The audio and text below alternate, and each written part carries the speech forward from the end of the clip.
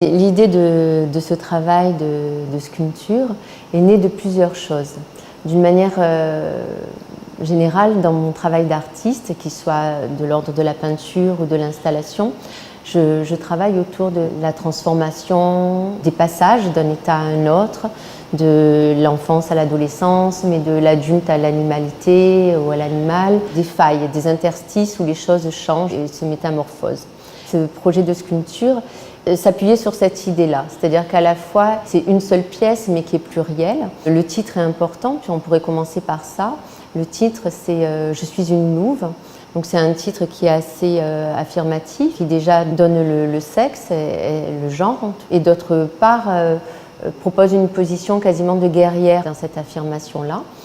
Et puis derrière l'idée de la louve, il y a toute l'iconographie des contes, des légendes, mais aussi des mythologies qui nous ont bercés et qui ont construit notre civilisation. Donc on sait que le loup est porteur de plein de symboles, qu'il est souvent associé à Apollon, qui est souvent associé au soleil, mais on parle moins de la louve. Ceci dit, la louve est porteuse elle aussi d'autres symboles, puisque la louve c'est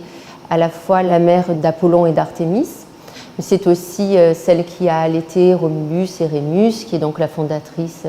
quelque part de Rome. Mais c'est aussi la louve qui a nourri Mowgli, donc finalement elle appartient à notre imaginaire collectif de plein de manières différentes. Elle fonctionne comme une double du loup, c'est-à-dire qu'à la fois elle reprend tous les symboles du loup qui peuvent être la fureur, la dangerosité, tout ce qui est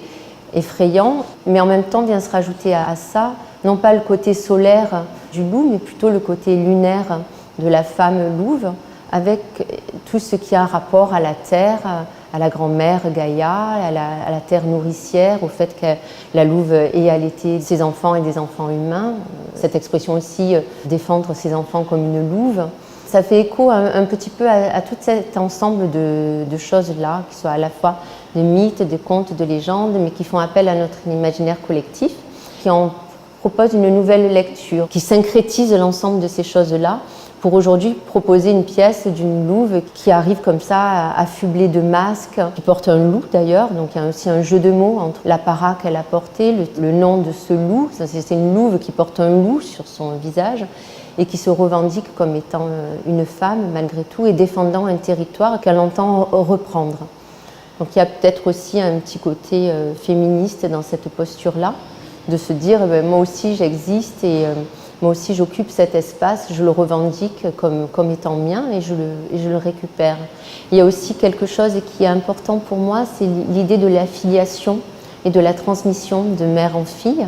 Et donc dans cette sculpture-là, j'ai travaillé sur des petites parties de crochet avec ma mère et j'ai travaillé avec ma fille aussi sur d'autres petites parties, comme s'il y avait quelque chose qui se passait de mère en fille et qu'on pouvait à la fois raconter l'histoire de la vie dans notre filiation. Ça fait partie des choses qui m'intéressent dans l'idée du grandir, de la transformation et des devenirs autres.